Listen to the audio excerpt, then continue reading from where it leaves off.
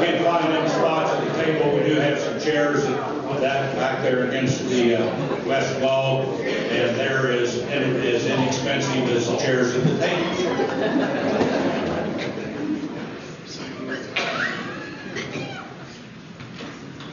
Well, thank you all. We want to welcome you all to the 2025 edition of the Celebrate Cowley County History Program, which would be the 25th such program, except for one little thing called COVID.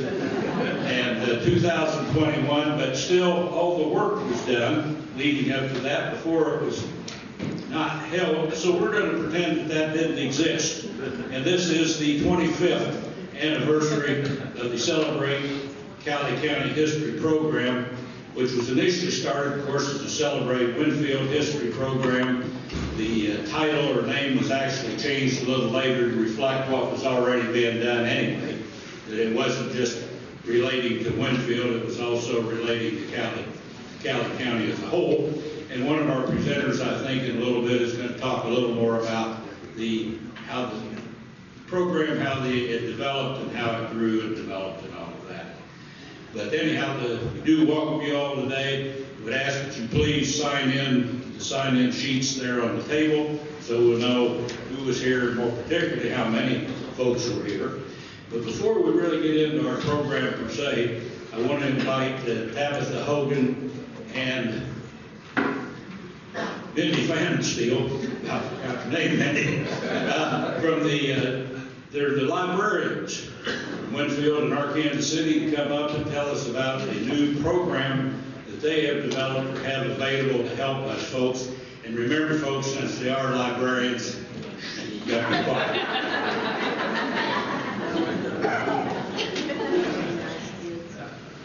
Thank you, Bill. I'm Tabitha Hogan, the director of the Winfield Public Library. And I'm Mindy Fawn, still director of the Ark City Public Library. So our presentation's already ready. Thank you. That's wonderful. Our libraries are proud to share the culmination of years of work and support to digitize our local newspapers. Our local newspapers are a valuable resource for researching the historic heritage of our area, and digitization has made them even more accessible. No more having to come in and use our microfilm machines. I know you're disappointed. We are here today to give you a brief overview on how you can more easily uncover hidden stories through our library's newspaper archives, including sharing some search and saving strategies. We also want to, at the beginning here, thank our sponsors. We have the Cowley Courier Traveler. They allowed us to digitize and make these newspapers accessible online. So the partnership preserves our community's history and also ensures that our future generations are able to explore our stories. We also want to thank BJ Wilkins, who was our primary donor, and then also the very generous individual donors through the Legacy Foundation's Great Give campaign, including the Richardson Trust. Next slide, please. Through digitization, newspapers are accessible through our websites anywhere in the world. Researchers and local history buffs can enjoy this resource from home or anywhere you have web access. One of our goals involves engaging kids in learning about our local history. Through our websites, classrooms can access this important library resource without having to leave their classroom buildings. The modern format also allows for more thorough searching. With text recognition, you no longer have to start with a specific date. You can search by any name, location, event, any term. It will use text recognition to find it. And though microfilm is an accepted archival format, it is still a physical item susceptible to physical damage. Each library holds and protects the digitization files if recovery is needed. So a little bit about the history. In the 2000s, the Kansas Historical Society began digitizing Kansas newspapers. They partnered with newspaper.com. You might be familiar with that. And they partnered to provide this free access to the papers. They digitized from 1853 to 1923, but because of budget issues, funding issues, they weren't able to go beyond 1923. So to ensure that this continued to happen, our libraries decided to take on the project of providing this local access beyond 1923. And you can find the full list of all the newspapers that have been digitized on newspaper.com, but we have a little handout that should be on your tables. There's a shortened URL because it kind of can be a little difficult to navigate through the website to find. But that, if you type in that URL, that will take you right to the page that you need to find the newspapers and search for the newspapers you like. Our individual libraries kind of began this in different phases. The Ark City Public Library actually began their project in 2015, so a little ahead of the Winfield Public Library here. Ark City people, I know you like that.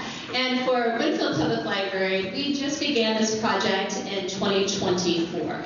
So we are now just able to release that. It just at Christmas time became available as a present for us all. New slide. All right, so to access it from our webpage, I wish I had a little pointer. But there is an arrow on there on the left-hand column when you go to the website. There's just a link to newspaper, what do you call it? Newspaper archives. If you click that, that'll take you right to the page where all of the digitization, all the digitized papers are. But also in the top menu bar, there's something called Research, and there's a drop-down menu, and you can go there to access it also.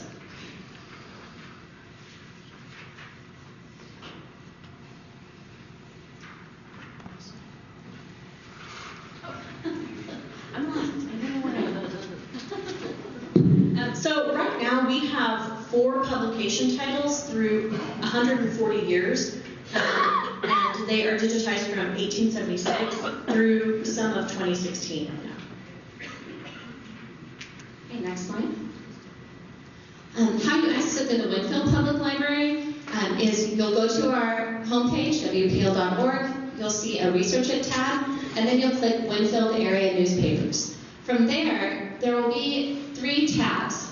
We did not digitize what was already available in newspapers.com. So anything through 1922, you'll still need to go through newspapers.com to access if you're looking for the Winfield Courier or any other Winfield newspapers, which there were many early at the turn of the century. If you click on the 1922 to 2016 tab, that's where you'll access our new archive that's now been made available for you. And then the next tab just tells you how you can access the print newspapers in the library that we keep moving forward. Next slide, please.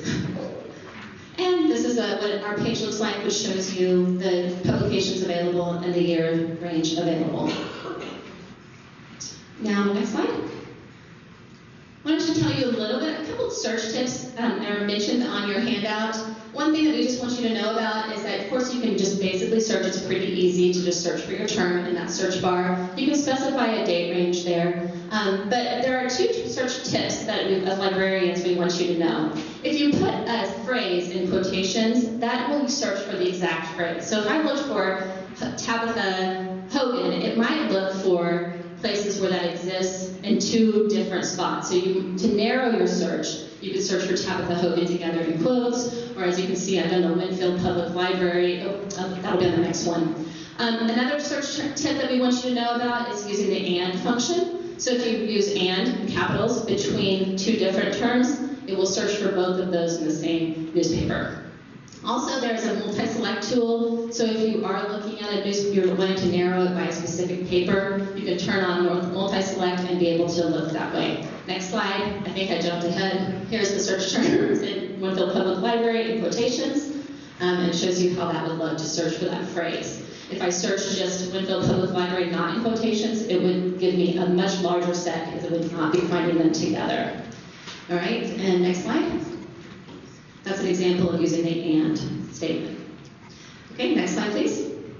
Then this is what your filter results look like once you get to your list. You would be able to filter from your results set. So all of the newspapers that's found, you'll be able to narrow by year, even by location or decade, to try to get your results set smaller and make it more effective for your search. Next slide. Finally, when you find a newspaper that you want to look at, it will show it to you in this form. You'll be able to change the view, so if you need to zoom in or zoom out, And you'll note that your search term is highlighted in the blue or green. One thing to note is that if you're using two search terms, it's only going to use the first. So you have to manually search through to find your other term. Okay, next slide. Right. And once you finally figure that out, and you find what you want, saving is actually really simple. So there is a download button at the very top of the screen with the arrow. If you press that, it will download automatically to whatever folder your download button saved to on your computer, probably the downloads folder. And it will save the entire page that you are viewing. And it saves it as a PDF, I believe. But if you would, next slide. If you don't want to save the entire page, because sometimes it's quite a file to look through, and so if you're only looking for a certain article, well, within that page, you have to zoom in and out of that whole page that you've just saved. So you can just save a clip, and you would just select, at the top of the page, it will have like a crop icon.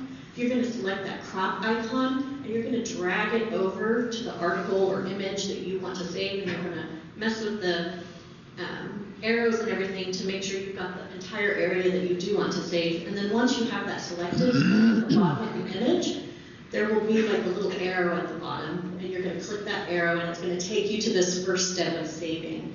So when you get to that first step, we'll go to the next page, or next slide. The first step is you can just save it. When you decide to download that selection that you've done, you can save it from there. It's automatically going to save it with the publication title, it's going to save it with the page number, and it's going to save it with the year. So you don't have to rename it or anything. It's super easy to find on your computer because it's already populated all that information for you. But if you want to make your save fancy, you can go to step 2 and you can add filters. You can highlight sections within the article that you have. So maybe it was quite a lengthy article, but there's something you want to bring particular attention to. You can highlight that, select that text, and then you can download it from step 2 if you want those fancy features on it. You can also go on to step 3. Next slide. And let's make sure. And so step 3 is going to, this is if you wanted to add the filter. Step 3 you're going to go on to if you want to share your clip to social media. So at any point, you've got like 3 different ways that you can save whatever you want to do, your selection. You can save it as it is, you can add pretty little filters to it, or you can go to step 3 and you can share it to social media. But at any point during those steps, you can download that.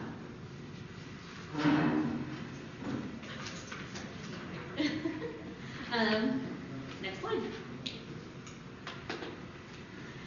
So the courier traveler support and involvement in this project is very critical. They graciously allow us to publish the newspapers that are over 4 years old. So we can't publish the most recent 4 years. And we are allowed to put this on our web pages as a free community resource. Currently, we're working together to provide digitized access to the newer 2017 to 2020 courier travel newspapers. A little side note on that, so like we have to send in the microfilm. This is how we've had to do this. We had to mail the microfilm into the company so that they could digitize it. We're real fancy technology-wise nowadays, and now it's all on PDF. So we have a little tiny flash drive that we just have to mail to them, so fun. Our libraries partner in continuing this work, so we find ways to split the cost, to share the resources, so that we can continue to make this a free community resource to all of you.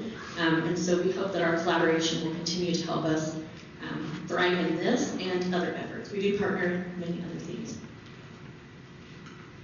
One thing we want you to know is that we can monitor the web usage of a newspaper archives, even by number of page access and where locations, where they are in accessing our resource. The use of this resource is critical to our ability to continue offering this service. So we want to spread the word about it while we're here today, And we ask for your assistance in just sharing that it exists with people that you know that are interested in local history. Lastly, digitization and website publication is expensive, and your support of libraries in general as a vital community organization is really important too. So get a library card, share your positive experiences with our resources, with people in the community, or perhaps even consider a donation to the effort. Please don't hesitate to contact us. We'd be happy to provide one-on-one training or even speak to a group or organization. Thank you to this organization for letting us share this resource here today. Thank you all for your attention and for your interest. Have a great day.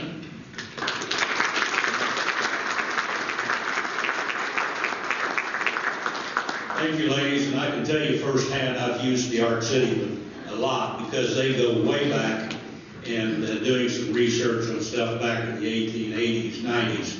I mean, this is a good program, and it's a heck of a lot easier than newspaper.com for me.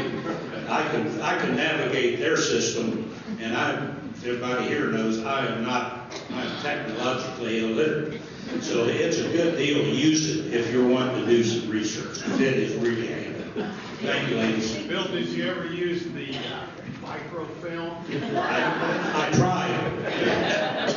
This is this would make these papers. It would have cut out probably 100 hours. Absolutely. It's a really neat deal. I just wish the Courier went back as far as the Traveler and the Ark City papers had, but it is what it is. Anyhow, getting on to today's program. One thing I wasn't going to mention while you're here, too, over in the small gallery over here, there's some paintings that have been prepared by some of the original founders and creators of the Art Center here, and also if you get a chance, step over and look at those while you're here also.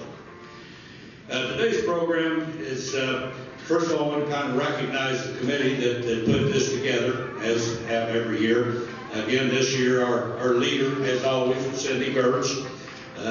Jane Sandbolt, that all of you know wherever she is right here. And Jane does a little bit of everything for connection with it, and is still doing it today. She's even doing the timing, so she's there.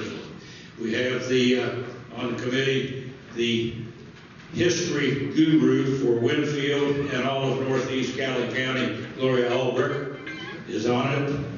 Foss Farrer over here, who I might also mention, is also the president of the Arkansas City Historical Society, and has written and put together a really neat new book, which coincidentally he has some of available here today.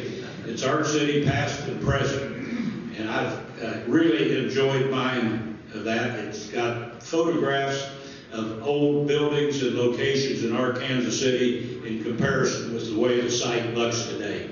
So it's really kind of a fun deal to look and see if you're familiar or interested in the history of Arkansas City and that area, see it. So if you're interested, stop over and see Foss today on it. And then our technological guru, Gary Learned, has always helped with pictures and running the screen up here, and when it works, it works. And when it doesn't, he generally is able to figure out why and what happened. Since we're also kind of talking about this being the 25th anniversary of the Celebrate Cowley County or Winfield History Program, I've discovered there, I'd like to just briefly mention everybody that was on the first committee to put this together. And you'll know most of those folks again. For example, the 2001 Planning Committee was Joan Kales, Dave Seaton, Jerry Wallace, and Roland Mueller, who was the chair. Many of us know them. They've been active in historical research in Cowley County for many, many years. And I think you'll hear a little more about that here later. I also like to recognize the president of the Cowley County Historical Society this year, Julie Mignon, who's back over here selling things. Sarah Weiner is not actually on the committee, but she does an awful lot to help the committee. She puts these books together for us and things such as that, which is really, really great. And also we want to mention, you can see her in the back there someplace, but Wanda Waldeck, who is now the manager basically here for Baden Square, and she's providing the drinks and all that for us today. So, most of you have heard me do this before, but you're going to get to hear it again. To just kind of distinguish the difference between the Celebrate Cowley County History Committee and the Cowley County History Society and Museum. These are actually two separate entities. Although all of us on this committee are or have been very active with the museum and all that, but there's still two separate things involved here, and I'll tell you in a minute why that's kind of significant. But what we do, the museum does pay for the books. Right here, the books, which hope of you have already purchased one on that, and they pay for the printing of the books, and then they sell the books as a history raiser for the museum. And as you probably know, the primary funding source for the museum is memberships. But memberships does not cover all. The museum here in Winfield is fortunate in being able to be located in a very historically significant building. That means it's an old building. And a lot of us well recognize when you're trying to operate today in a rather historical and old structure like our bodies, it sometimes takes a lot of money just to keep it going. The museum has the same thing with that building. It's a very interesting and unique building, but it's an old building, and it needs a lot of upcare and to keep it going. And so they can't do that just with membership fees. So they have to do some fundraisers also. That's the purpose of being able to sell the books. They don't make a lot of money off of this, but they do make some, and so it's certainly helpful from that standpoint. They also have additional items over here for sale that you've probably stopped and looked at already. So during the break, please feel free to look again and buy any of the things that you might be interested there. The book, again, said today will include the 3 papers that are being presented, plus 2 short articles that there are not going to be oral presentations on, which relate both to the art and the park programs here in Winfield, and the same thing in Arkansas City, although it typically has gone by different names. But be sure you want to read about that also.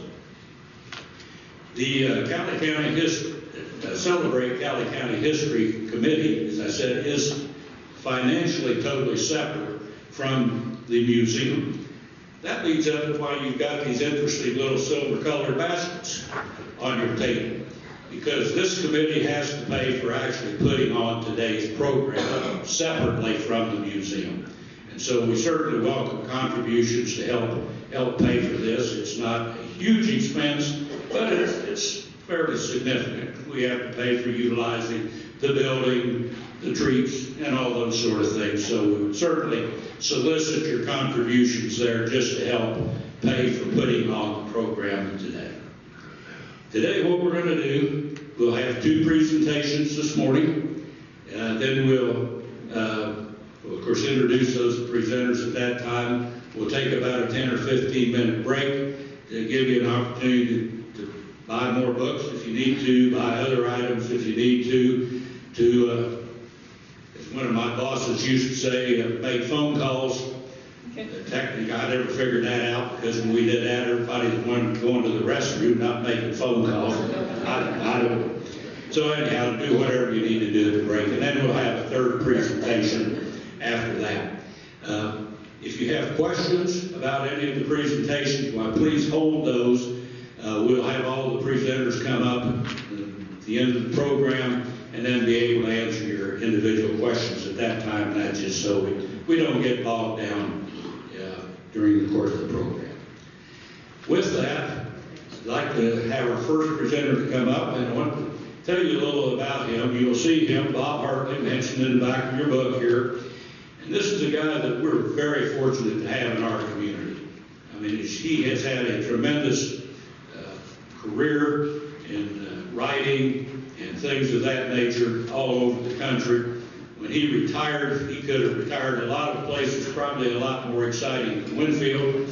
But fortunately, he and Mary elected to come back home to Winfield, and which we're very fortunate of because they have been, since they've been back, involved in a lot of organizations, a lot of activities. And Bob has also written, I forgot the number now, but several previous papers for this presentation. So if you would please welcome Bob Hartley for his presentation.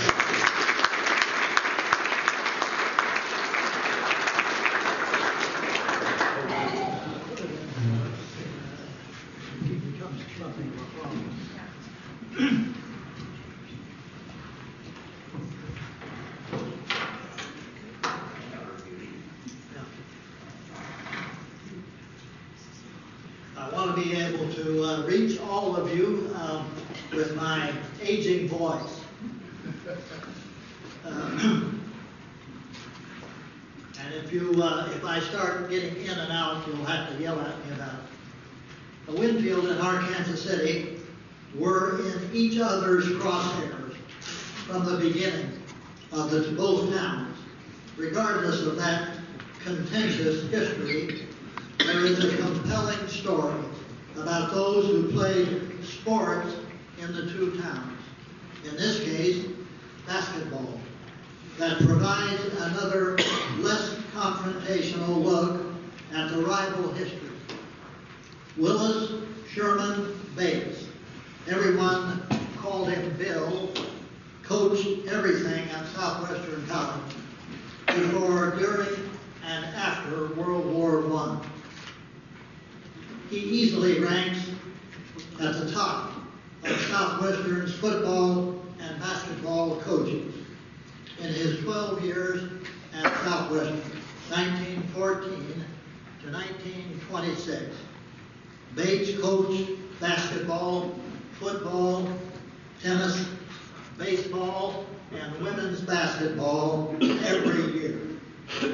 As coach and athletics director at Southwestern, Bates' basketball record was 164 victories and 61 defeats, a winning percentage of .735, with enough awards for a lifetime.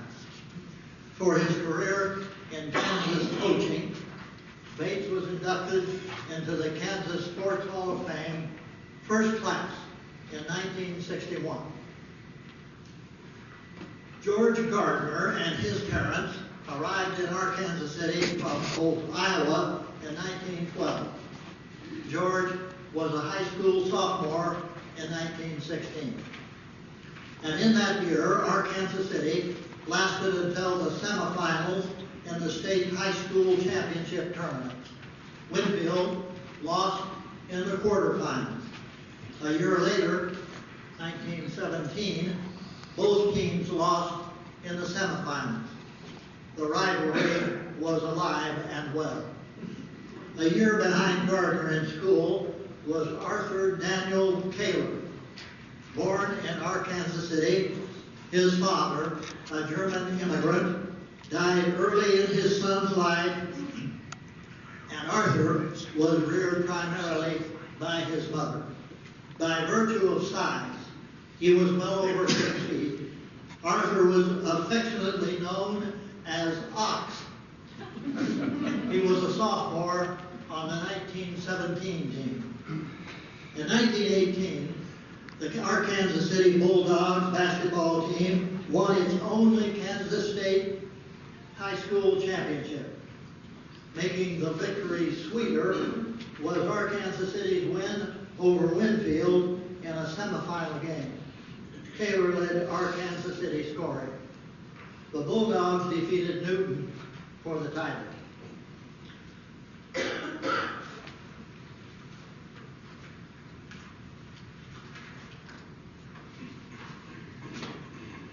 The court leader for Winfield in that 1918 face-off was Edmund Carroll.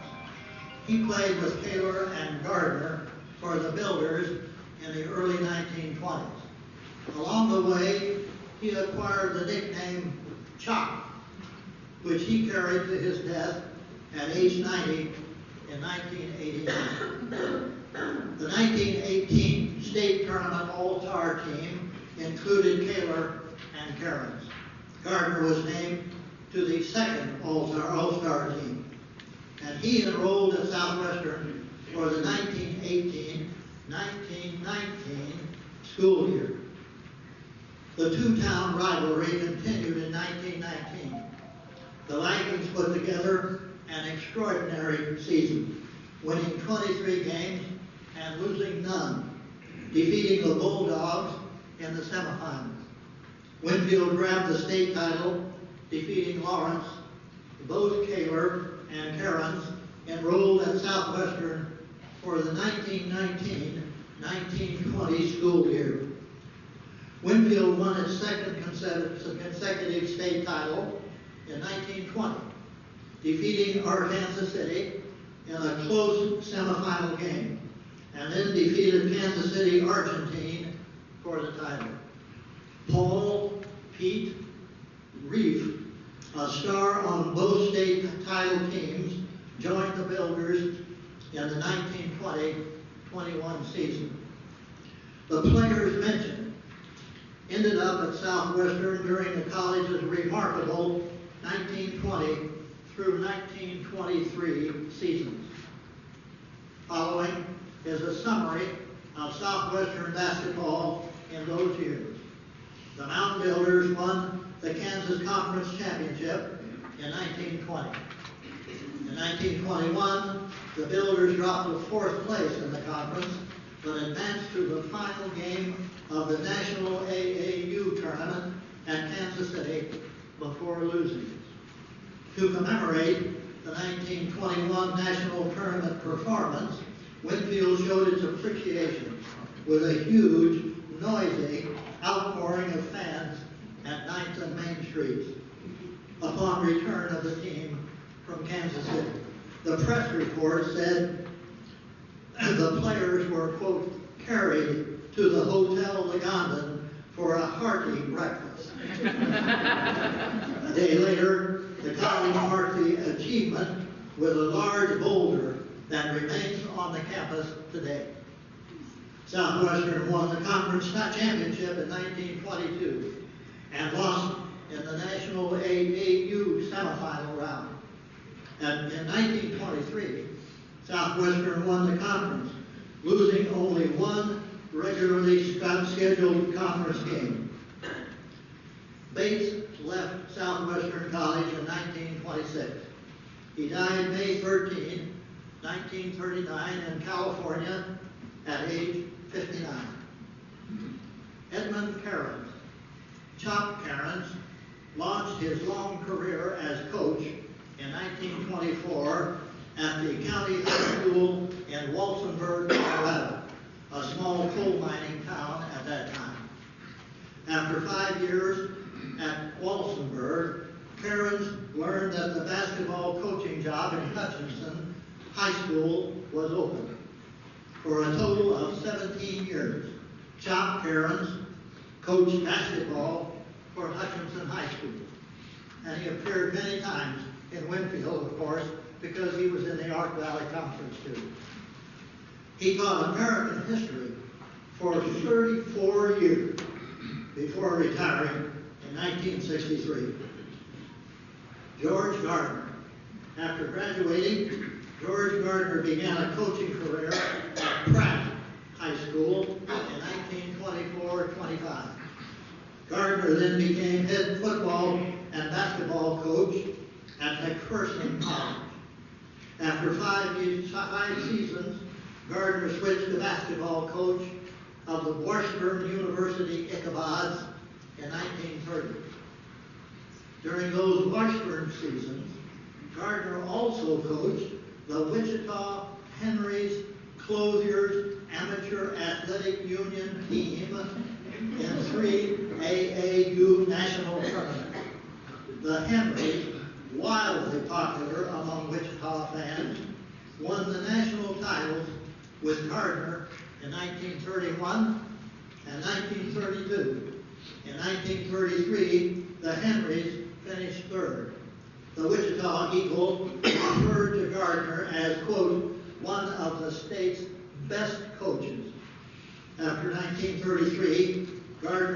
returned to Arkansas City.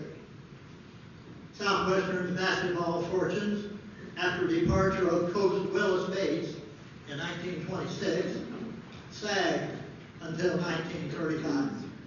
With William Monpenny coaching then, the Builders tied for championship of the Central Intercollegiate Conference, the CIC. The future looked bright in 1936, with additions of Lloyd Tucker and Edgar Eddie Henshaw, both of Winfield. Eddie Henshaw's story is unique. Eddie and his family moved to Winfield in 1922. At 5'7", he struggled to get noticed for athletic skills. During junior and senior high school years, he played on independent and church basketball teams. Henshaw enrolled at Southwestern in 1935. He was spotted playing intramural-based basketball and tried out with the Builder team.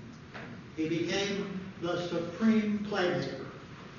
He explained later, quote, "I hustled and got the ball into someone else to score." More on that subject in a moment. After graduation from Southwestern on November 4, 1941, he enlisted as an Army Air Corps cadet and was assigned to a flight group in Georgia.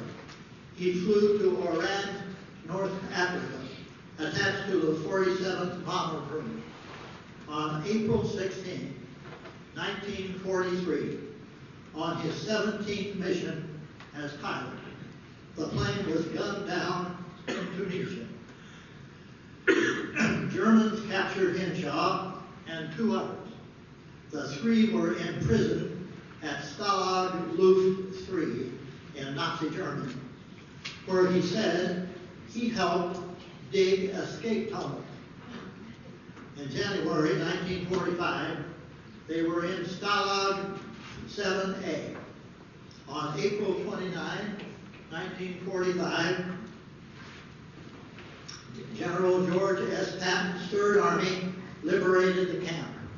Henshaw left service in 1946 as a captain.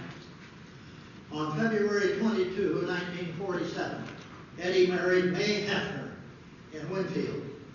They had 3 children together.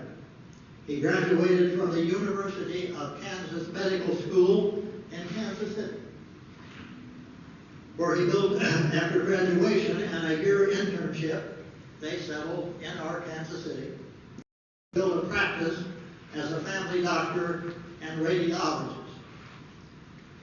Henshaw rarely mentioned his wartime experience, even to his family. His daughter Kathy said she first learned of the episode when she was 15. Henshaw refused to answer family questions, saying he did not want to appear, quote, bragging. He died in 1989. In 1936, the Builders won the CIC outright. The 1937 team tied for the CIC crown and finished 3rd in the AAU. These teams were the building blocks for the push to much greater glory. After the 1937 season, Montepenny took an administrative job, and Southwestern hired Gardner to coach basketball beginning with the 1938 season. He inherited a tournament experienced team. Southwestern sewed up the conference title. The Mound Builder yearbook proclaimed the 1938 club, quote, one of the best basketball teams that Southwestern has ever had. Southwestern began the 1939 season winning every non-conference game and the CIC title. First team conference all-star honors went to top scorer Tucker. Henshaw was on the second team. Southwestern was invited to the National Association of Intercollegiate Athletics Tournament, that's the NAIA, in Kansas City. In the final tournament game against San Diego State University, the Builders, Tucker, and team captain Henshaw, leading away, pulled out a 32-31 victory. Southwestern became the first Kansas college or university to win a national basketball title. Henshaw was named the tournament most valuable player.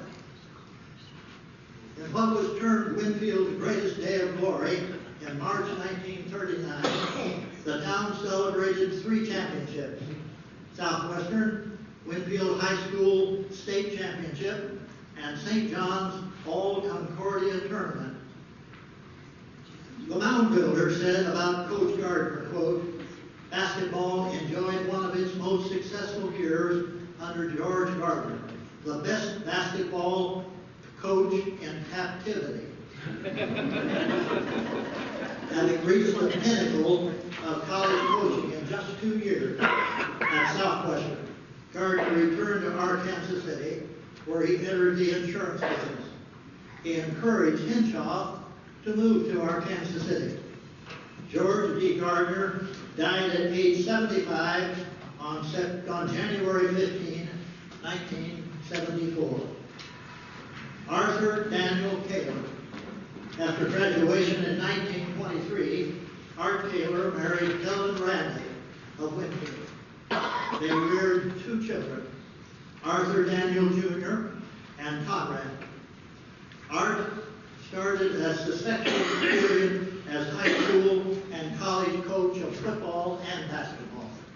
He began at Lyons, Kansas High School, then moved to Coffeyville, where he coached the high school and junior college teams. Then to college level football, coaching at Sterling College in Kansas. From 1931 to 1938, Kaler was head basketball coach at Brown University. Part of that time at Brown, Kaler also coached football at Dickinson College in Carlisle, Pennsylvania. Kaler joined the U.S. Navy in 1942, serving as Lieutenant Commander and Athletic Director for the Naval Air Corps until early 1946. That's when Southwestern College hired Kaler as Director of Athletics and coach of football and track. Kaler arrived in Winfield to great expectations among fans who remembered his all-star years in college. The 1946 team roster featured Kaler's sons, Dan and Conrad. In the 1946 season of 10 games, 5 against CIC foes, the Builders won 8 and lost 2. The conference record of 4-1 gave Southwestern its first CIC conference football championship. Kaler coached one more football season. In 1949, he stepped away from coaching after undergoing brain surgery. Kaler died at age 84 on April 23, 1982 in Carlisle, Pennsylvania. He is buried in Winfield. Kaler was inducted into the Kansas Sports Hall of Fame in 1974. He entered the Southwestern Athletics Hall of Fame in 1960. Dan Kaler and ACJC. Arthur Daniel Kaler Jr., known as Dan, was born in Coffeyville, Kansas, and came to Winfield and Southwestern with his father. Dan entered the Navy in the summer of 1944. He was the leading scorer and rebounder on the U.S. Navy team that won the Armed Forces Basketball Championship in Baden Square Garden in 1946. Kaler made his Southwestern athletic reputation on the basketball court. Kaler played forward during 4 years as a Builder. The CIC named him to the all-conference team on all 4 years. Arkansas City Junior College, now Cowley College, hired Kaler as Tigers basketball coach in 1952. While he had not attended schools in Arkansas City, his roots were deep by virtue of his father's history. The 1951-52 Tigers, before he was a coach, had built a respectable record of 13 wins and 8 losses with 2 men from Winfield and 4 from Arkansas City. The Winfield players were Raymond Potter and Gerald David, both of whom graduated from Winfield High School in 1951. At ACJC, Potter quickly became the top scorer and mainstay for the 1952 Tigers. On Kaler's 1953 squad, Cecil Hawkins was the only Arkansas City holdover. A significant addition was J.C. Louderback, who later built a national reputation as a champion tennis player and longtime Arkansas City coach. Also joining the 1953 team was Lafayette Norwood, a graduate of Wichita East High School. He would be a team star. Jim Reed, a 1952 graduate of Winfield, was a freshman in the 1953 Tiger team. Tall and formidable, he and Louderback knew each other well as competitive athletes. Kaler's 1954 team,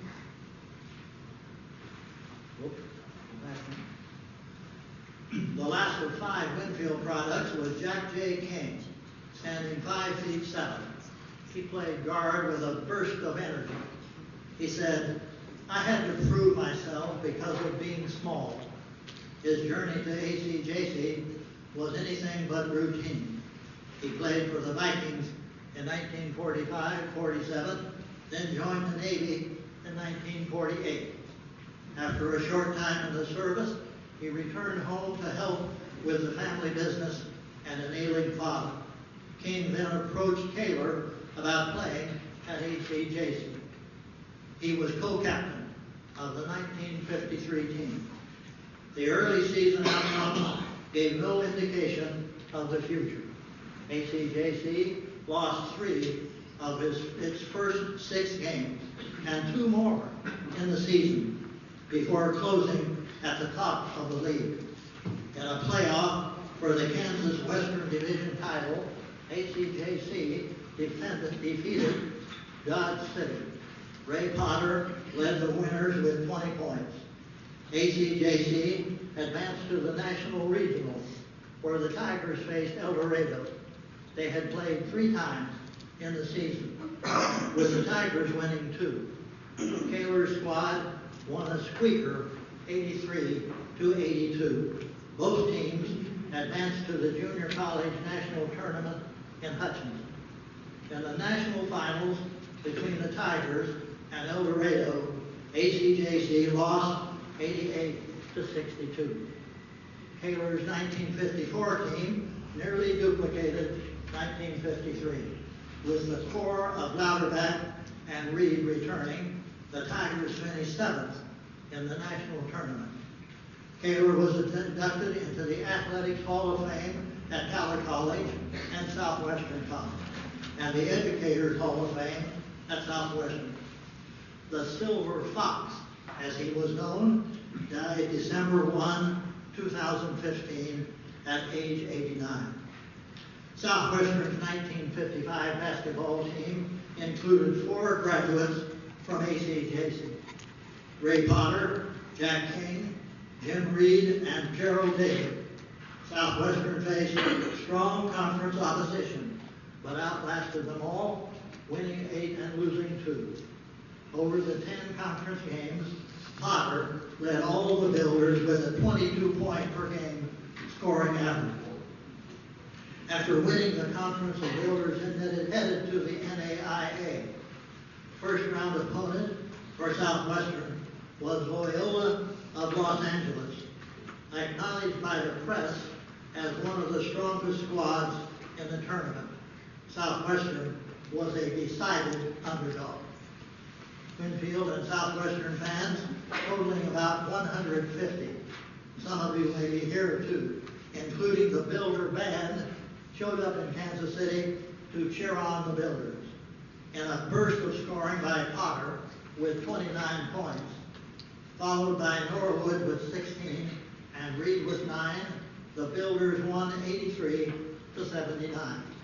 The Southwestern euphoria lasted until the tournament's second round. The Builders lost to East Texas State 94-78. East Texas won the national title.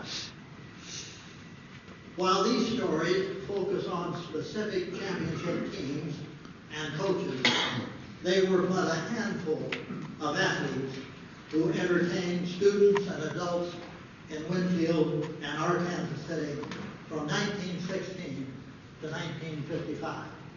After those 39 years, the schools continued to turn out championship players and teams in all sports, men's and women's.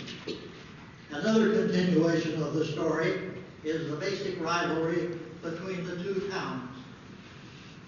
Winfield and Arkansas City still thrive on competition and cooperative teamwork.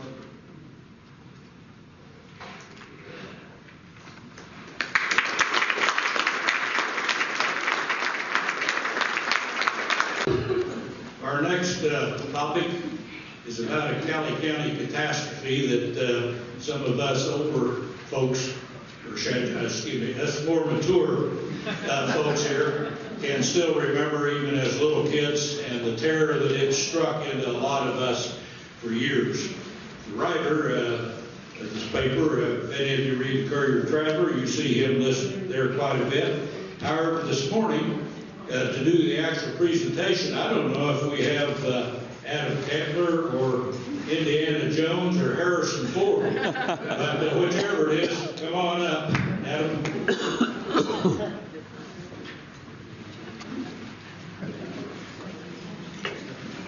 While he's on his way up here, something else I would want to mention to you, in regard to that, the Udall Historical Society is also having a money raiser this weekend, and on today, 25th, up at the Udall Community Building from 5 to 6:30 p.m. this evening, they're having a chili feed to raise money for the the Udall Historical Society, and they have a very nice small museum up there with a lot of things in it, but like all historical museums, they're needing help too. So if you're in the area up there, please feel free to stop in. It's going to be at the community building there from 5 p.m. to 6:30 p.m. this evening with chili and drink for $6. So help them out if you can at all.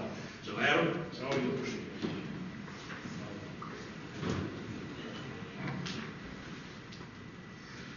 I was born in 1976, over 20 years after the tornado that destroyed Udall on May 25th, 1955. Growing up in Sedan, I began to hear stories about that devastating tornado. The idea of a tornado destroying a town was frightening to someone my age. Even at a young age, I developed a respect for that stormy sky that would appear at various times throughout the year. I still remember one night in the 1980s when the tornado sirens went off in Sedan, prompting us to take cover either in an interior closet or under a table. Under a table was where I was with my father. I remember waiting and wondering what would happen next. Would the windows suddenly explode in a shower of glass and debris, or would it be a false alarm? Luckily, nothing happened that night, but it reinforced just how dangerous tornadoes can be and the effect they can have on the people who experience them, even on the fringes. In the spring of 1991, I still remember watching the Andover tornado coverage on KTV with Jim O'Donnell telling about the tornado that was causing so much destruction that night. I had a friend living in Conway Springs back then, and I was worried about them earlier that night. Even 8 years later, I was living in Wichita, was this close to being the path of another catastrophic tornado on May 3rd, 1999. We lived on the northeast side of Wichita, and the radio reports were not sounding promising that day. Knowing the storm path was likely to move from southwest to northeast, I came up with a great solution. I suggested to my companions that we go to the movies at the Warren on the northwest side and get out of the storm's path. To our relief, we were safe. But the next day, I had to go to work at Casey's in Hazelton, That was the first time I ever saw up close the aftermath of a tornado. I'd only been working at Casey's for a short amount of time, but I was becoming familiar with the city of South. Casey's was, I believe, the only gas station in Hayesville to not receive any damage. It had no electricity, but thanks to calculators, we could still sell things. Getting in and out of Hayesville was an adventure, thanks to the perimeter set up by law enforcement and the National Guard. But it was doable. I've still never seen so much destruction like that up close. But there would be other tornadoes after that. Greensburg being the biggest one. Andover would get hit again, among others. But the biggest, most destructive tornado of them all was about to drop in my lap in May of last year. I recently decided to do something with my fear and fascination with tornadoes and become a trained weather spotter. That was when Cindy and Foss asked me if I would be interested in doing a paper on the Udall tornado and how the town of Cowley County changed afterwards. I have to admit I was skeptical, having just read the book Without Warning, a very good chronicle of the events in Udall. What more could I bring? Had everything already been said?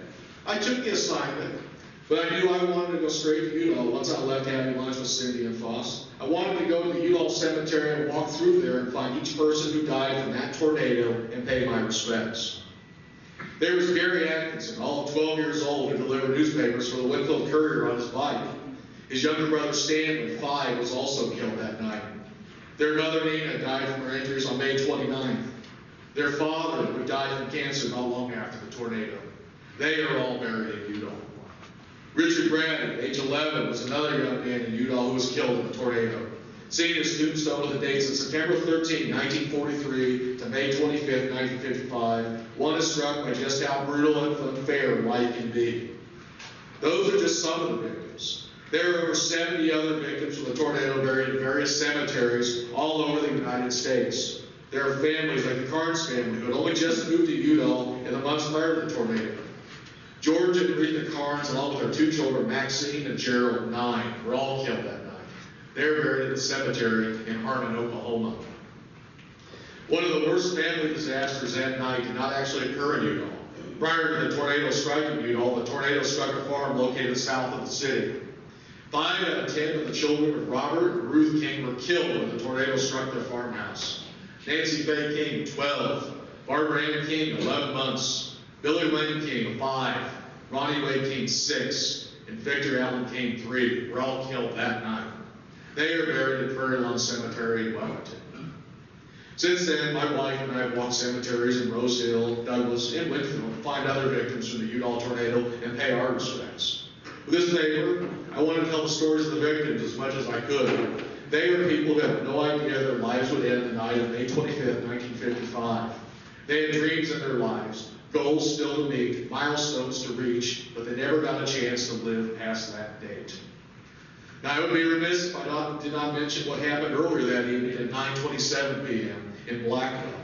Blackwell was struck by an EF5 tornado that killed 20 people and injured over 200, destroying nearly 200 homes. The east side of the town was destroyed.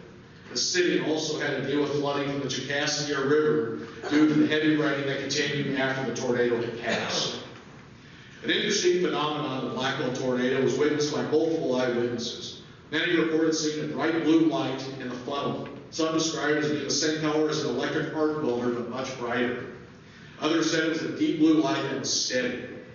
Some said the light seemed to move like a lighthouse beacon, and the light was so intense that they had to look away. This phenomenon was also witnessed by people in Udall later that evening. Last May, I got to interview Ron Beard, who spoke about his parents' close call that night in Udall. Gene and Chris Beard were on their way home that night to their house on Seymour Street. They were about to pass the pool hall in downtown Udall when its owner, Eddie Taylor, came out on the street and told Gene that he should come inside and shoot some pool.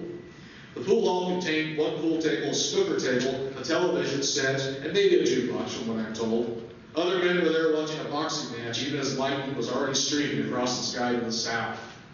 It was Chris, however, who told Gene that he had to wait to go play pool after the storm passed through. It was about 10 minutes after 10 when they finally decided to settle in to go to bed, with the storm showing no signs of letting up. It was right around 10:30 when the windows in the house exploded, and both Gene and Chris got off the bed and down onto the floor. Just then, a flying piece of debris crashed into the wall near where they had been laying. By the time Gene and Chris Beard were able to climb out of the ruined house, Udall was gone. So was the pool hall. 9 people died inside the pool hall that night, including Eddie Taylor. His mother, Mary Ellen Taylor, was a telephone operator for the city of Udall.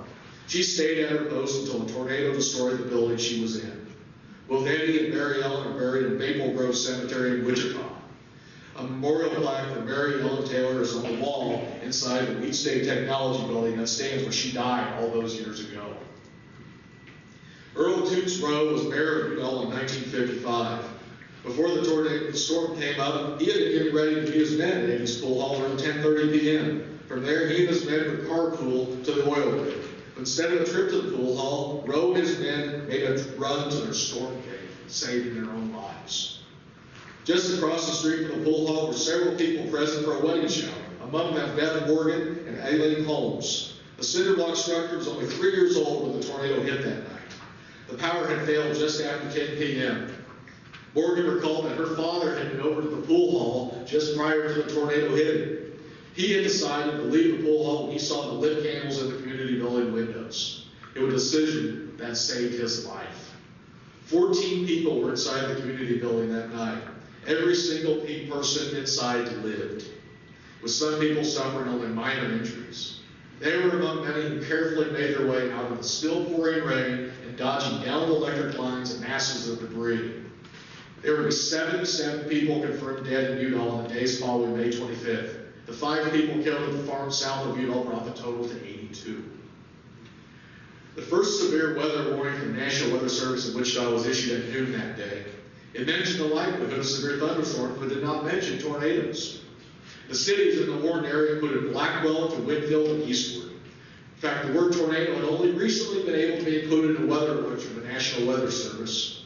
At one time, that word had not even been allowed as the fear the usage of it would cause panic in the populace. It was only in the late 1940s it was allowed to be more often used. The second severe warning came at 4:36 p.m. that day. It still mentioned the severe thunderstorms, but also added the possibility of tornadoes. Wichita was mentioned as being on the northeastern edge of the area being warned. Udall again is not mentioned. But the third severe warning came at 10:10 p.m. Udall again was not mentioned, but Wichita was still included. What was first mentioned was a tornado that just occurred in Blackwell, including a request for a need for ambulances from all towns around the area. In fact, the Severe Local Storms Forecast Center in Kansas City had issued a tornado forecast, the modern-day equivalent of a tornado watch, for a wide swath of Oklahoma and south central Kansas. However, that forecast expired at 10 p.m. As a result, the 10 o'clock news programs out of Wichita, both television and radio, reported that the danger in southern Kansas had passed. A move was made after Blackwell had been hit to put out a new tornado alert. However, due to creaky bureaucratic procedures in the Weather Bureau, the alert initially was routed to Denver before finally being routed back to Wichita. By that time, the 10 o'clock news was already over and the tornado had already struck Udall. Arkansas City was declared disaster headquarters 2 days after the tornadoes due to its proximity to both Udall and Blackwell. In February of 1956, Arkansas City was already setting up their own tornado warning system. Local civil defense had plans at that time to provide shelter for the unprotected. Earlier, on July 26, 1955, Arkansas City received its first ground spotter post, according to the Traveler. Training for over 160 Skywatch personnel was being undertaken. Many of the improvements in the State Weather Service came from Richard Albert Barrett, meteorologist in charge of the Topeka office. Before Udall, his efforts to boost tornado preparedness fell on deaf ears. No one took it seriously. After the tornado, Garrett worked with local media to streamline communication to the weather offices during severe weather outbreaks. Spotter networks were also set up in communities such as Udall. These people were trained by the National Weather Service. The first spotter training course was held on March 8, 1959 in Wellington. 10 years after the Udall tornado, the Skyrun program was officially created.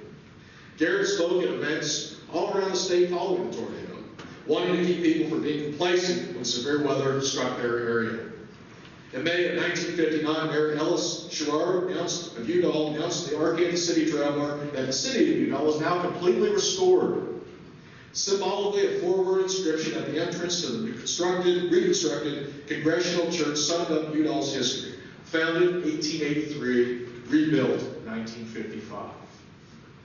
For years following the Udall tornado, the ground observer core tower was manned by volunteers to keep an eye on the skies for severe weather in Udall. By July of 1956, there had already been 3 tornado alerts issued from the tower that year. Happily, all of those turned out to be false.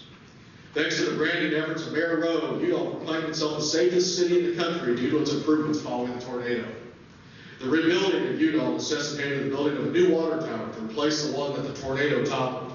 It also meant that with the rebuilding of the schools, each building would have a storm shelter. Newspaper accounts in the immediate years after the tornado revealed that 3/4 of the population now had a tornado shelter, and that at least half had some kind of storm shelter. In the June 25th, 1955 issue of the Arkansas City Traveler, there was news of storm shelters and storm caves being built in the area following the Udall tornado. There were stories of residents around the city constructing their own shelters to escape from the elements if needs be. The Winfield Courier reported that the first business to reopen in a completely rebuilt building after the tornado in Udall was Mom and Pop's Coffee Shop. Highland Earth Eatery and Catering is located there now. Nearby, there would be a new farmers co-op elevator being rebuilt before the end of 1955. There were 168 houses in Udall the year after the tornado, of which 158 were new, and 10 were either in the process of repair or under construction. By 1958, the Wichita Eagle was reporting 16 new business buildings in Udall. Mayor Ellis Sherrard is even optimistic of plans for a new modern shopping center to be built next to the city building. However, other developments still had a long ways to go. In 1957, V.B. Phillips, meteorologist in charge of the National Weather Service in Wichita, was urging South Central Kansas communities to organize their own Operation Lookout to assist with their own tornado warning system. The new radar in Wichita had an effective 200-mile range. That compared with the 150-mile range of the equipment the National Weather Service had in 1956. Still, though, the National Weather Service was dependent on quick reports from those who could visually see the funnels. The radar could spot the storms, but still could not spot the tornado cones. A little over 3 years after the Udall tornado, El Dorado was hit by an EF4 tornado at 5:45 p.m. on June 10, 1958. That came into town tracking to the southeast instead of the normal northeasterly course. It earned the nickname of the Wrong Way Tornado. That tornado was nearly 1,000 feet wide and traveled for 8 miles. It killed 13 people and injured at least 80. Kansas Highway Patrolman Bob Lemon was able to spot the twister and said later that he didn't imagine he was able to give the people of El Dorado more than a 5-minute advance warning. The tornado struck before the municipal warning system could even be activated. Police dispatch alerted the city manager at 5:15 p.m. that severe weather was coming, but made no mention of a tornado. PTSD was rampant among the survivors of Udall. In April of 1965, Mayor Gerald Huffman decided to come up with his own early warning system to help the citizens of Udall feel more confident whenever severe weather arose. His system worked over the phone lines to send out 3 distinct, sharp rings to let people know if a vicious-looking cloud was nearby. According to Jim Minnick's book, Without Warning, roughly 1,000 people could be warned by this system within 15 seconds. Signs were visible on the highways outside of Udall proclaimed the city as being America's safest. Even 11 years following Udall and Black Belt tornadoes, many cities in the United States were still using government surplus World War II era radar to detect tornadoes. On June 8, 1966, it was mostly the efforts of weather spotters near Burnett's Mound that helped give the people an early warning for what was to come in Topeka. It was the reports of people like Rick Douglas, a reporter for WREN Radio, and John Einhold, a member of the local spotters group that got the word to the Weather Bureau of what was coming. That was when the sirens were given the go-ahead to sound. In the aftermath of that tornado, Cowley County collected donations and contributed heavily to relief efforts there. 8 years later that very day, Emporia was hit by an EF4 tornado right around 6 p.m., killing 6 and injuring 200, causing $25 million in damages. Very little, if any, warning was given. With many survivors saying they were caught off guard by the tornado. Local law enforcement were briefed that afternoon around 2 p.m. that there was a possibility of severe weather coming into the area during the late afternoon or evening. Like Topeka 8 years earlier, law enforcement would be stationed at strategic points around the city to act as storm spotters. In 2014, a National Weather Service meteorologist spoke to the Emporia Gazette and said they had been watching the storm cell that day and called the Emporia Police Department to say that the conditions were worsening and to be on alert. Before he could even hang up the phone, he heard police radio traffic in the background saying that a tornado was on the ground in Emporia and to sound the sirens. That meteorologist believed that the tornado forming within a heavily populated area had made early warning impossible. Kansas had 5 tornadoes on June 8, 1974, with the EF4 Emporia being one of them. Even 19 years after Udall, meteorologists were looking for the classic hook echo on radar, where there is a noticeable curl normally near the southern end of the storm. It was not there, and meteorologists now believe it could have been rain wrapped, making radar detection all but impossible in that day and age. 25 years later, showing how far technology had advanced when the May 3rd EF4 tornado hit Hayesville. Residents there were more than 20 minutes ahead of the tornado's impact. That tornado killed 5 people and injured 145. 9 years later, the people of Greensburg had a 26-minute lead time. That tornado killed 11 people and injured 63. How far have we come since Udall? Now, 70 years later, the Udall tornado is still the deadliest tornado in Kansas history. Where we went without warning, we are lucky to get the minutes we now have. Technology has improved and lives have been saved. The information received from TV and social media allows us to have some control over our own fate. What we do with that information is the most important decision we can make. It's up to you.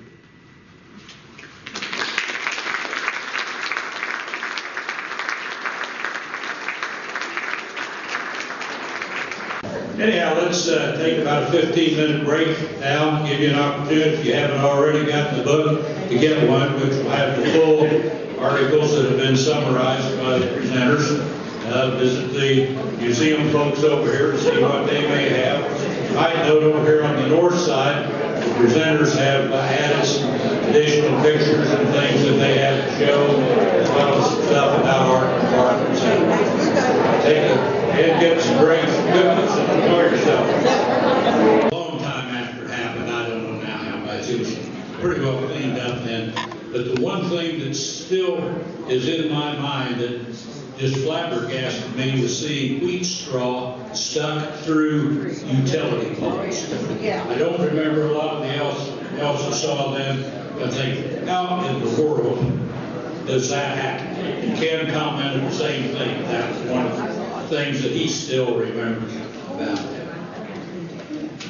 Okay, to get back to our final presentation, we're very fortunate, as with everybody, but to have one of our longtime Cowley County Historical Society members and board and museum board members here to present this next paper. All of you, or probably virtually all of you here know her. Not to say that Beverly, well, Beverly's been here a long time, but oh, no, you're not old, Beverly, you're just mature. So, anyhow, Beverly has been a long-time member of this community, is not currently living here for necessary reasons, the health of family and all that, but still, we're certainly glad to have Beverly Johnson back to make her presentation about life out in the country around here, where a lot of us grew up, and we're very happy to have Beverly come present her paper, and you certainly want to read about it in the book. So, Beverly Johnson, please come up.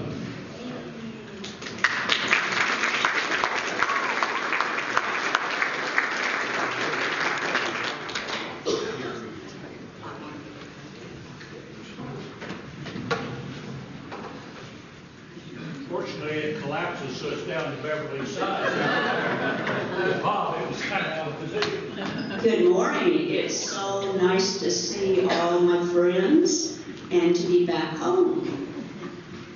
And today I'll tell you about life on 3 Cowley County farms in the 1920s, 30s, and 40s. It's about the Bergdahl, Johnson, and Roberts families. Life on the farm was much the same for everyone, so in telling this story, perhaps I'm also telling your story. I couldn't include a lot in the paper that I would have liked to have included, so my presentation will be even shorter, so you'll have to read the story to get the rest of it. And it's going to be hard for you to follow in your book, so you may just want to focus on the PowerPoint. I'd like to recognize my family members who are here today, and I'm grateful that they let me share our stories. Uncle Don's children are here, Rex Roberts, Cindy Grimes, and my sister Bonnie Unruh is here. And we're sorry that our Aunt Ruth's son, Jim Scott, could not be here today. And this paper is dedicated to my husband, Jerry, and to our parents, Bill and Montra Bergdahl. And I'm sorry Jerry could not be here today. The locations of the Cameron, Prairie Ridge, and Victor Point schoolhouses are shown. The family's homes were located nearby. Cameron was at the intersection of Highway 166 and Silver Creek, east of Arkansas City, and it's now one of Cowley County's ghost towns. Now let me introduce the families. At the top left are the Bergdahls, Grandpa, Nancy, and Grandma on the first row. Phyllis, Dad, and Sarah Jo are behind them. The Johnsons are on the top right. They are Donna, Elmore, Elva, and Jerry. The Roberts family's at the bottom. On the first row are Papa, Mama, and Mom. Behind them, Don, Jean, and Ruth. And in telling my story, I used what I call these people. Papa and Mama were my maternal grandparents. Grandma and Grandpa were my paternal grandparents. I used our family's life stories, diaries, baby books, scrapbooks, Papa's farm account book, newspaper clippings, and photos to tell the story. And if the digitation of the papers had occurred earlier, my paper would have been even longer. But Bill Tharp was very kind, and he would often give up his place at the microfilm machine for me. Many children were born at home in the first decades of the 20th century. This was not the case with Mom's family. Aunt Ruth was born in the old Winfield Hospital, and Mom, Jean, and Don were born at St. Mary's Hospital. Mama stayed in town before Mom's birth because the weather was uncertain and the roads were almost impassable. Dad was born on a farm north of Mino, Oklahoma, and a doctor attended his birthday party. Papa got a call to come to the hospital at 2 a.m. on December the 9th, 1919. It was 10 degrees above zero when he cranked up the Ford and jolted over the ruts at 10 miles an hour. He got to the hospital a short while before Mom was born. The bill for Mom's birth and Mama's hospitalization was $55.46, and the stay was 12 days. Deaths often occurred at home, and the deceased remained in the home where the funeral was conducted. If someone in the Prairie Ridge Cemetery neighborhood died, one of the neighbors dug the grave. Jerry helped his dad and Art Chuck dig a grave and remembered how they had to blast the rock. Dynamite was kept in an old shed in the cemetery, and I might note it was an unlocked shed. Mom and her siblings had a happy childhood with a loving father and mother. Mama and Papa were quiet and soft-spoken and never raised their voices. Jerry's parents taught them to tell the truth and to do their assigned chores. Children were loved but not coddled. Corporate punishment was the rule rather than the exception. Jerry's mom made the kids cut a limb from the peach tree to give them a whipping, and if they came back with a tiny twig, she followed them and made sure the next one was the proper size. Parents were strict. Dad's grandfather was a retired Methodist minister, and they weren't allowed to have playing cards in their house. Mom and her sisters loved playing party games and dancing to Skip to My Lou, but they didn't want to sing it. Silver Creek or the Jordan Bridge southeast of Winfield. How Mom's family loved old Silver Creek. They waded under the big rock bridge, caught tadpoles and fished. In the summertime after dinner and the dishes were done, Mama and the girls put on old dresses and went to the creek to swim. Every Sunday in the summer, the big hole was filled with people from Winfield, Tisdale, and surrounding communities. Everyone washed their cars under the bridge. People from town came to camp, swim, and fish, and my papa had to keep watch over the campers at night in case the river rose. This is the Kingsbury place where Jerry's family lived. They rented the farm from Ginger Randolph's great-grandmother. Here are Mom and Aunt Ruth in front of the cellar. Everyone kept their home canned goods, eggs, and potatoes in the cellar. Jerry's father was exceptionally skittish about tornadoes because of having a house blown away in Oklahoma. Their cellar was well equipped as they spent a deal of time in it during tornado season. Here are the Johnsons' homes. The Wrighton's house was unpainted with small rooms. In 1943, the Johnsons moved to the Kingsbury place. They went from one of the poorest houses in the neighborhood to one of the nicest. That house had a bathtub, but no running water. Uncle Don had the north upstairs bedroom, the coldest room in the house. In the winter, there could be snow all over the windowsills, floor, and the bed in the morning. Every bedroom had a pot or chamber bucket. How they hated to dump them every morning. And in the winter, they'd be frozen, and they'd have to dump the chunks in the yard. If it was too hot to sleep upstairs in the summer, they put blankets on the living room floor or slept outside. This photo was taken when Aunt Ruth was a baby. Mom, bathroom? No. Our bathroom was a two-holer outhouse out by the chicken house. How we hated to put on galoshes and coats in the wintertime and go out in the snow. After dark, we had to take a lantern. Toilet paper? We hadn't heard of rolls of tissue. All we had were last year's Montgomery Ward and Cedars Roebuck catalogs. By the middle of the 30s, the WPA was still going around the country building toilets, and we got one. It had a cement floor and a wooden lid on the seat. We are coming up in the world. Here are Elmore and Elva, Jerry's parents.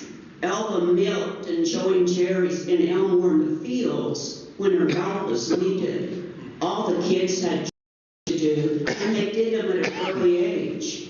Grandma said that her kids helped a great deal, even if they did feel abused as she had when she was their age. Uncle Don. We started our day with a thump, thump, thump on the floor. That was Dad banging the kitchen ceiling with a broom. If we missed that call, we didn't miss it again.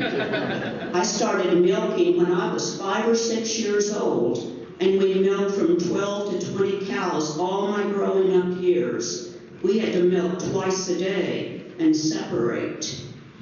Here are Elmore, Jerry, Donna, and Granny by the chicken house. They gathered eggs every day. Jerry never liked that job. Every rooster in the place was in the attack mode because he had chased them with a stick. Elva was always rather distraught when one of her hens stopped laying, but Jerry thought it was good because he knew they'd have some chicken and noodles. According to Papa's account book, the Roberts family gathered 17,201 eggs in 1921. Threshing day was always the big day of the summer.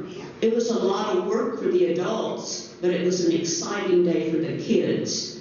Jerry and his horse Bud carried many jugs of water to the threshing crew. Mom and her sisters also carried water to the men in the fields, and they earned 50 cents a day.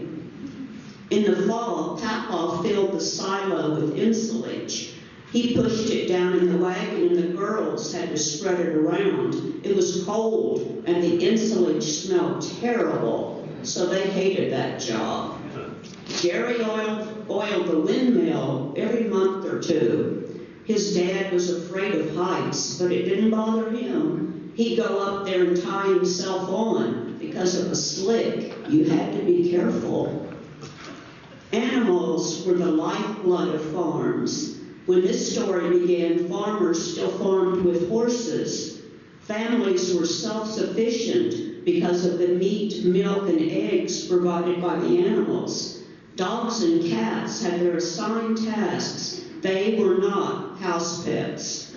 Roy Udall bought the wool from Grandpa's sheep. His buck sheep was taught to hit a person, and Dad was a teacher. The sheep charged Dad, but he waited until the sheep was about to hit him and step aside. Grandpa said the buck wouldn't bother him since he hadn't teased him. One snowy evening when Dad was driving the sheep to the barn, the buck spotted Grandpa's backside and charged him, and Grandpa fell down in the snow. He asked Dad why he hadn't warned him. Dad said he'd heard Grandpa say the sheep wouldn't bother him. That was the last spanking Dad remembered. One of Jerry's best memories was a dog named Rover. When they told Rover, go get the cows, he would bring them in. One evening they were late coming home from town and heard a great commotion out around the barn. Rover knew it was milking time and had proceeded to get the cows himself. He had a great flock. Howard Moon took Elmore and Jerry to Wichita in his Diamond T truck to sell livestock. Howard hauled a lot of stuff around the country. This is one of the few photos we have of the interior of the house. It's the Roberts home. The farm wife's domain was the house, although her help was often required outside. She had many tasks. Grandma canned meat and made sausage. She made kraut and canned all the fruit she could get a hold of. She made apple butter and all kinds of jams and pickles, so you can see why they didn't go hungry. She was very proud when her cellar was full of food for her family. Shopping from a catalog was a boon for farm families. In 1925, the Burton postmaster handled 19 mail sacks which contained about 200 catalogs. Here's Dad in a pair of overalls. He hated wearing overalls to Burton High School. Elva ordered Jerry's clothes from Montgomery Ward. She bought them 2 sizes too large because he was growing, so he had to roll his pant legs up. He was the youngest of the cousins, so he wore lots of hand-me-downs. Everybody did in those days. Here are 2 well-known doctors, Dr. Kelly of Winfield and Dr. Brooks of Burton. Farm accidents and injuries were very common and were reported in the newspaper columns. Hospitalizations and those suffering from childhood diseases were also mentioned. There were no HIPAA laws, and privacy was not a consideration. Aunt Ruth was very ill when she was about 8 months old. The weather was very bad, so the motor ambulance came out and took her to St. Mary's Hospital. This photo is of Dad and my brother. It shows a quarantine sign for whooping cough. Audrey Jean got diphtheria in 1931. It was a very scary time as many were dying with it. Uncle Don remembered the big quarantine sign on the house to warn people to stay away. Dr. Kelly drove out several times to see Jean. She was fortunate to come through it. Ruth and Mom had very crooked teeth, and Mama and Papa had no money to get them fixed. Papa also went to see Dr. Martin and told him he couldn't pay them. So Dr. Martin agreed to take it out on things they raised on the farm. The girls ran for the chicken hook and chased down the number of chickens he wanted when he drove in the driveway. That's the way they got their teeth straightened. Dad always said that a person should bathe once in the winter and once in the summer, whether he needed it or not. Baths were taken on Saturday night in the wash tub by the kitchen stove. It was filled with water that had been heated on the stove. They prayed no one would come in and turn the oil lamps down to make it a little darker. Here are Mom, Jean, and Ruth with old Nell and Jerry on Bud. The girls drove their buggy to school at an early age. The big boys helped them unharness their pony and helped them hitch it up before going home. Papa had a buffalo robe that he tucked around them as they started off to school on wintry days. Uncle Don. I was in the first grade and I had to sit on the floor in the front of the buggy. Old Nell was a stubborn old mare, and when she'd be going at a full trot, she'd just stop and grab grass and then take off. Well, she did that, and we were going down Pebble Creek Hill. When Nell stopped, I fell out over the front of the buggy. She took off and the rear buggy wheel ran over my head. It ran right across my nose and across my face. I got up, they stopped, and I walked up and got back in the buggy.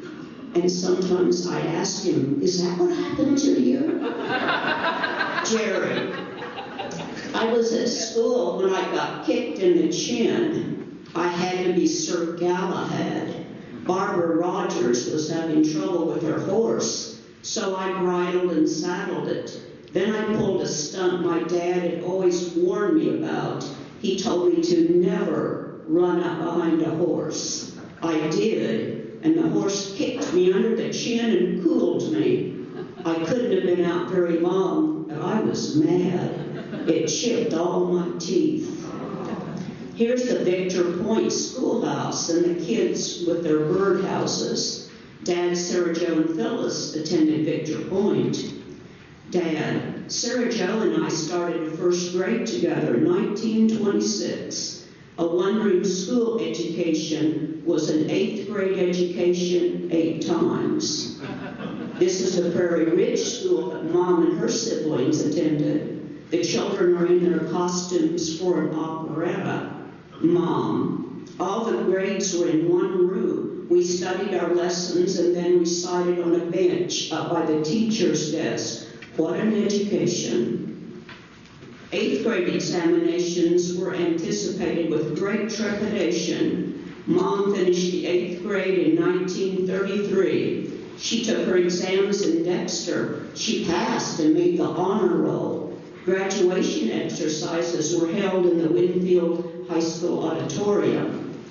Dad, Bruce and Lois Akers lived 1 mile north of us, and they went to Baden High School. Sarah Jo and I walked the mile to their house and then rode in the rumble seat of a 30 Model A coupe. The rain and snow were not very comfortable for us, but we paid $1 a week for the ride. Gasoline was only 10 cents per gallon, and 1 tank per week would make the trips. A Model 8 Ford held 10 gallons, so a fill-up was $1. Dad and his sisters later went to Winfield High School, and Lois Akers was later Lois Libby. Mom entered the college scholarship contest sponsored by the Winfield Merchants. Stores gave votes determined by the amount you bought. She won the rural contest, which was $100, and paid her tuition for 1 year at Southwestern. Mom couldn't afford more than 1 year of college, so she began applying for schools. It wasn't easy to get a teaching job, as many were teachers. Mom began teaching at Cameron. In September of 1938, she made $60 a month. and paid $15 a month for room and board at the Blatchford's home. She then taught at Prairie Ridge and Tisdale. Cars often had flat tires, and stopping to fix them was a common occurrence. Poor roads impacted families' work and limited social activities. Highway 160 east of Winfield was called the Tisdale Road. It was a sand road until it was paved. Dad, our roads were dirt, and when it rained, we didn't go.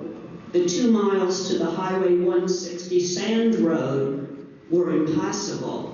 The mud rolled on the tires and under the car fenders so the wheels wouldn't turn. I remember that 160 highway was blacktopped in 1939 and 1940. Jerry, our country roads were lined with hedge trees, so I spent a lot of time fixing flat tires caused by hedge thorns. I normally rode my bike to school unless it was muddy, and then Bud had to bail me out. Jerry, we went to Dexter or Winfield every Saturday. When we went to Dexter, Mom got groceries at Shadid's. When we went to Winfield, we shopped at Safeway, and I'd go to the Zile Theater. It cost a dime to get in. I'd go to see Gene Autry in Western movies. Then I'd go to the dime store and buy orange slice candy. Dad and I ate at the White Lily. He'd have a bowl of chili, and I'd have a hamburger. And sometimes Donna and I rode all around town on the city bus for a nickel while the folks shopped. This is a photo of Roy Udall and his pelt operation. Both of our parents trapped for extra money. Dad, during all my grade school years, I hunted and trapped fur-bearing animals with the 12 Victor traps Dad had bought me. I set them around straw piles and creeks. I had set a trap in a straw pile between home and school. The trap was out of sight in the hole, so I pulled on the chain and out came a civet cat, a small version of a skunk, and equally smelly. I was delighted until I met the teacher on the school porch. She immediately sent me home. Mother scoured me with hot water and homemade live soap to no avail. I went to school the next day still smelling of skunk, just like the other boys who trapped. Roy Udall bought pelts from us kids and treated us right. A possum was worth 50 cents, a skunk was $1, and a raccoon was $5. Pictured are Elmore with Jerry and Donna.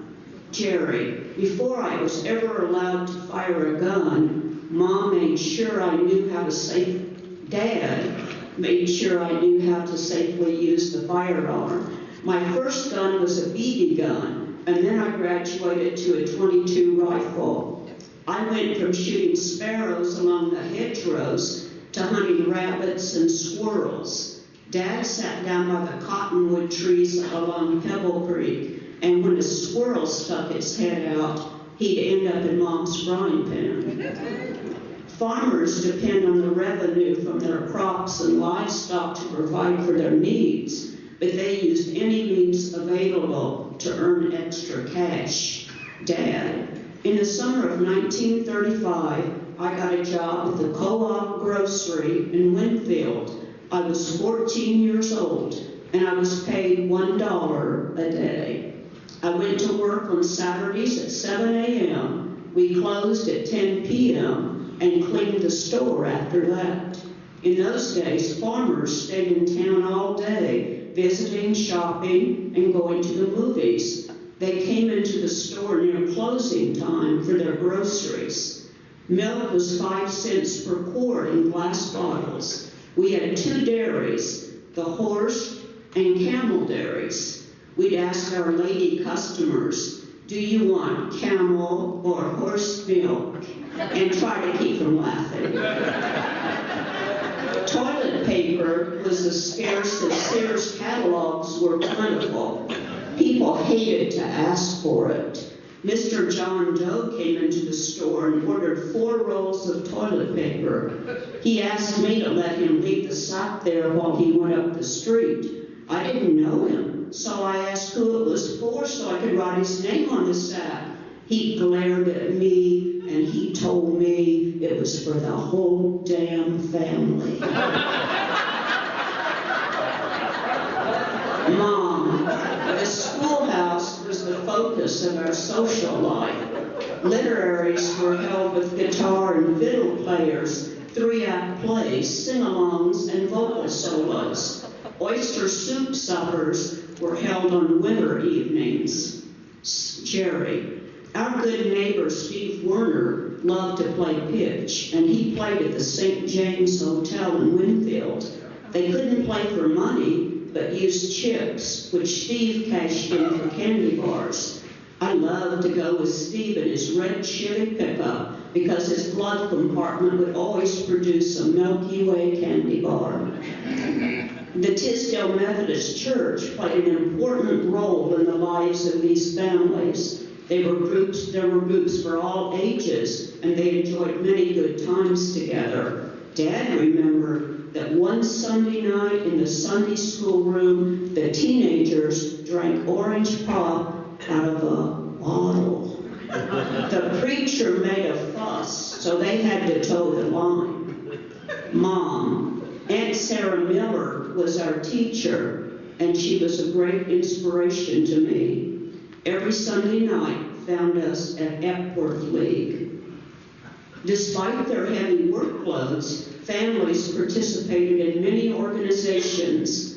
Women participated in Farm Bureau units. The younger people participated in 4-H, and there's Jerry with his 4-H calf. The Cowley County Fair was always a highlight of the year. Both the Prairie Ridge and Tisdale communities had clubs for women. The groups often quilted or attacked comforters. The ladies hosted social events such as wiener roasts and ice cream suppers, and they served dinners at community sales to raise funds. Another organization for the women was the WCTU, or Women's Christian Temperance Union. Their mission was to warn of the dangers of alcohol, tobacco, and gambling. Grandma and the Tisdale ladies were staunch WCTU members. Aunt Phyllis remembered when Grandpa's half-brothers visited from Oklahoma, they'd gone out for the evening and had too much to drink. When they came back to the house, they found that Grandma had banished them to the barn. Dad teased his mother by saying that the WCTU really stood for the Women's Continual Talking Union.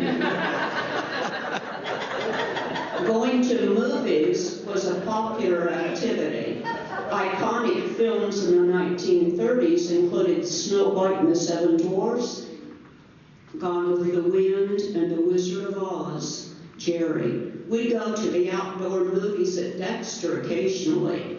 I remember when Virginia Miller and Dawn and I went into Shannon's drugstore. For a nickel, you'd get a big, huge root beer. Naturally, I drank all of mine. Donna could only drink half of hers, and Virginia could only drink half of hers. So I drank both of theirs. I wasn't able to drink root beer for years afterwards because I threw up on the way home. At least I got my head out of the car. Here are Dad's aunt, Jane Swartz, and his grandmother. Aunt Jane later married Howard Moon. They're pictured with Jane's car, Hasta. She has to have oil, she has to have gas, etc. Aunt Phyllis. I remember one Christmas when Aunt Jane and Grandma Swartz came to the farm and brought me the most beautiful doll any little girl ever had. They knew the folks didn't have any Christmas money for non-essentials. Here are Dad and Mom in the 1940s. A bottle of Evening in Paris like Dad gave Mom, and an ad for the movie Heidi. Dad, One Sunday night at Tisdale Church, I saw a beautiful girl singing in the choir. I didn't know who she was, but I told myself I had to marry her. Mom, Lois Akers told me she knew a boy who liked me. I couldn't imagine who she was talking about. Bill Burkle had told her brother that I was the girl he wanted. I couldn't believe it. He was so shy that he'd scarcely look at me. I got a phone call in September, and Bill wanted me to go to the show. It was Heidi. He had no car, so we walked to College Street and caught the bus to town to the show. And I might say his sister had to go along. Uncle Don, there was a window in the landing on our stairway. Dad had bought a 5-cell flashlight, and it produced a very bright light. When the girls came home from their dates, I'd go up to the landing and shine that flashlight on them in the car. They'd separate and scare them to death. Sometimes I'd sneak up behind the car when they were parked and shine a light on them. Aunt Ruth and Warren Scott were married in 1940. Like all newlyweds at the time, they anticipated the chivalry. Aunt Ruth. We got our chivalry treats, which were candy and apples, and they'd also bought their first batch of groceries, which cost $8. Each night, we expected the chivalry. We saw car lights on Moon Hill, and we knew what was up. We took a ride in Richard Rambo's pickup, and Howard Moon treated us to an ice cream cone. Here are a phone and the radio listening guide. Mom, most of our news came from listening over the party telephone line. Everybody had their own ring. Ours was a long and a short. Whenever the phone rang, we'd all make a beeline for the phone. Jerry, our ring was one long and two shorts. When you picked up the phone, you heard click, click, click, and every woman on the line was listening. There were no secrets in the neighborhood. We kids couldn't use the phone without permission. Mom, Uncle Asa bought our first little table radio to us. That was an exciting day in the early 30s. The music was mostly cowboy music, and we loved it. We knew the Depression was over when we saw a rabbit without someone after it. Papa, the 30s arrived. We had no money for groceries. Snyder McManus grocery store let us run a grocery bill. The rich California Jordan cousins sent a large box of clothes each year. Mama made all the girls' dresses and coats from the California box. Mom, I needed new shoes. My soles were flopping. Dad was going to take a big hog to town, and I was to get some new shoes. $5 was all he was offered, so he brought it home, and I got no new shoes. I put several rubber bands around the sole and top of the shoe to hold it on, but I wished I hadn't bragged at school that I was getting new shoes. Grandma did the janitor work at Victor Point School for $1 a week. Sarah Jo and Dad helped her build the fire and sweep. They felt put upon to have to do that, but times were hard and money was scarce. Jerry, we sold eggs and cream, and we'd go to the grocery store with the money. Sometimes in the Depression, you couldn't sell it. If the eggs didn't sell, you'd take them home and eat eggs all week. You didn't waste anything, absolutely nothing. On August the 13th, 1936, the temperature was 117.5 degrees. That's even hotter than what's registered on this thermometer in 1934. The temperature that day was only 110.5. Dad, the dry years started in 1932 and 1933. We got very little rain. We hauled water from a spring on Snake Creek. Crops dried up, gardens withered, the heat was terrible. We slept outside on the hay wagon. One afternoon in October 1934, the dust moved in. We choked, turned the school lights on, and really suffered. The car lights were on going home from Burton, and then we walked a mile home. Our house wouldn't stop the wind, let alone the dust. It was everywhere. The wheat blew out of the ground, and fence rows were drifted with dirt. This is a tribute to our family and to all of Cowley County's salt-of-the-earth, hard-working farm folks. They were unassuming people with rock-solid values who will never be forgotten. Their lives continue to inspire us today because of the amazing legacy they've left. Uncle Don's comments sum it up. Oh, I just had a great life. It was just a good country life. I felt really blessed to have grown up out there on the creek. I had a richer life than a lot of kids, having the folks the caliber they were and the upbringing. You know, we didn't have any money, but gosh, the life was rich. Those were tough years in the 20s and 30s.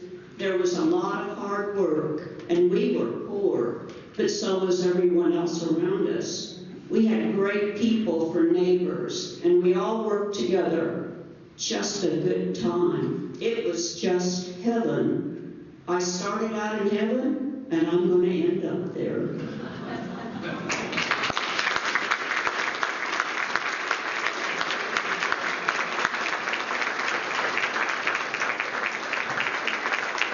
Beverly, if there are questions looking around this room, I know that a lot of folks here have families that experience the same sort of things here in Cowley County. And we certainly appreciate that. I'd like to have all the presenters come up in case we have questions. While they're coming up, Cindy Wood reminded me, remember that this event is costing us about $700 to put on, so take advantage of the little 10 plates, if you would, please, to help us cover the cost here. So, Adam, Cindy may have something to.